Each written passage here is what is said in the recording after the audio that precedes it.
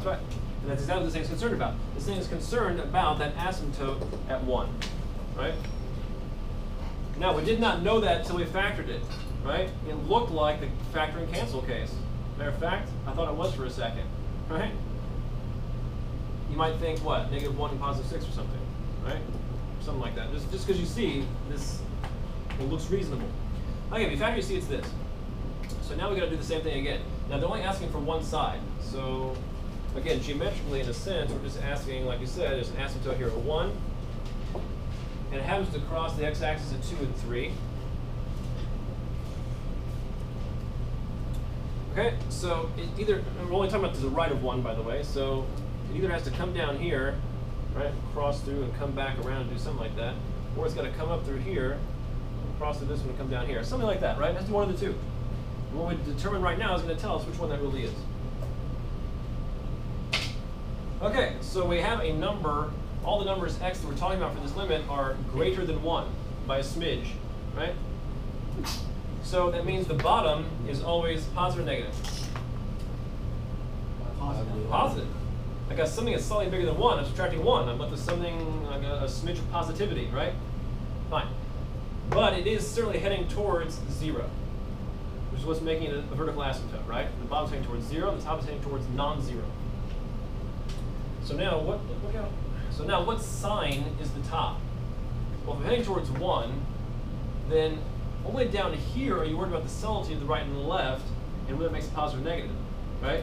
Because it's on the breaking point in a sense. But here, 1, this is negative, this is negative, right? It's not even a question. You know what I mean? All right, you'll see in a second, it's not a question. So that's negative and that's negative. So we have two negatives above and a positive below. Top is heading towards non-zero. Bottom is heading towards 0. Some sort of infinity, and the signs declare it's positive. So it is the first case that I drew. Okay.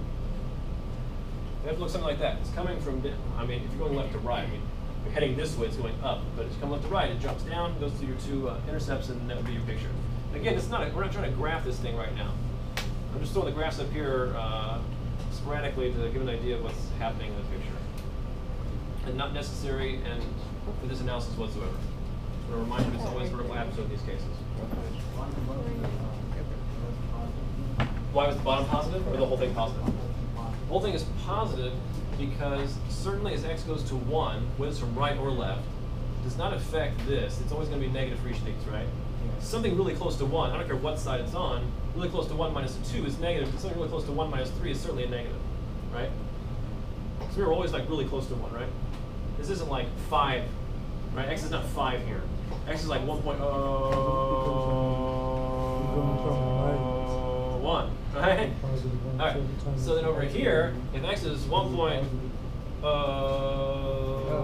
and I'm minus 1, I've got 0.1 left, which is still positive. What's that? No, it's two negatives over positive. So it's still positive. Yeah. Even number of negative makes it a positive.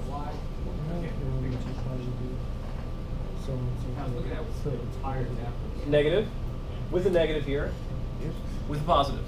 We're looking at the factors, right? What are the sign of the factors? In fact, x minus 4 factor is negative. X factor, negative. X plus 2 factor, positive. So if I just count up the negatives, 1, 2, that's positive. So positive infinity.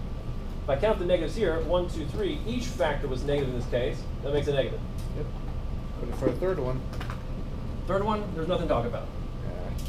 Right? Because they're heading different directions. Yep. Okay, negative issue cleared up. That's all right? Everybody with me on that? Okay, that takes care of number 27. So you're getting the idea, correct? Mm-hmm.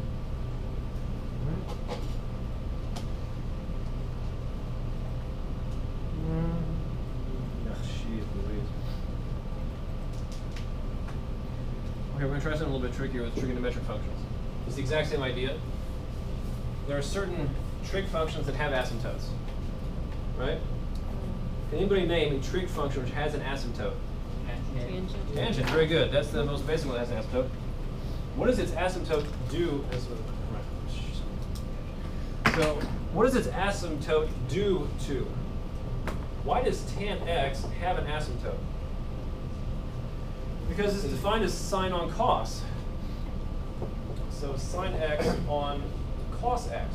So this is kind of like this scenario. I've got a ratio of two functions. So anytime that cos x equals 0 means asymptote for tan x. Agreed? Now that's because sine x and cos x are never 0 at the same time. So whenever cos x attains a value of 0 or heads towards 0, sine will certainly not be 0. So it's a non-zero with 0 case. Okay? They're never 0 at the same time. So that creates asymptotes. What does the picture of tan look like due to these asymptotes? You guys remember from pre-calc what tan looks like?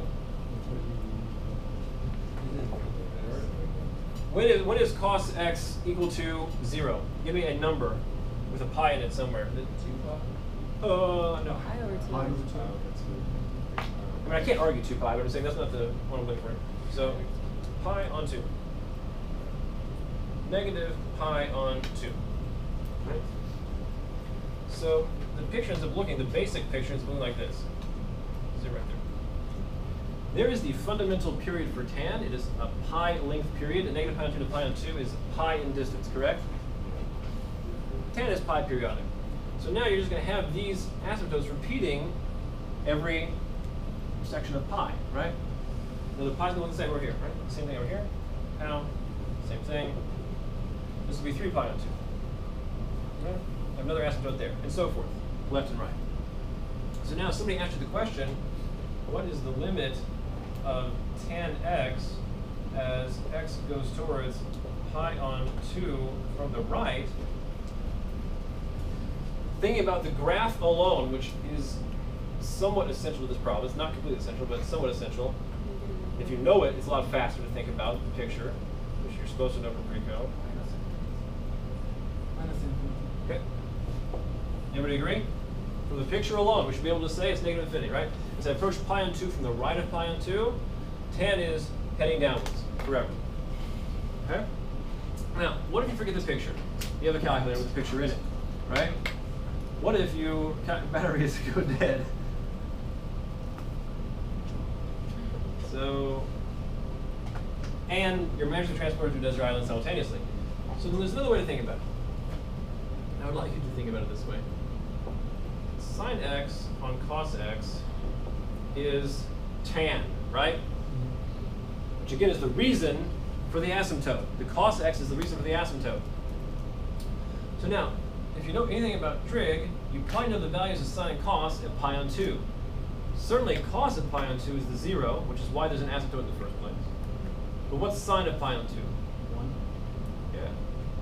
Would we agree? Yep. So this is heading towards non-zero value 1. This is heading towards 0 value. So now, what's the question you have to ask? What are the signs, S-I-G-N, of the numerator and denominator during this limiting process? Just like before, right? 1 over 0. Positive, positive, positive. Positive, positive. Making the zeros. No, wait. 1 over 0, mixing 0. Whoa, whoa, whoa, whoa. Oh, wait, no, mixing undefined. Makes it undefined, but I want to know what direction it's undefined in. I want to know which direction it's going. No, Think of, hold on, I was lying before you stone me here, all right? Think about you're in a circle. So remember, we're going to pi on 2 from the right of pi on 2.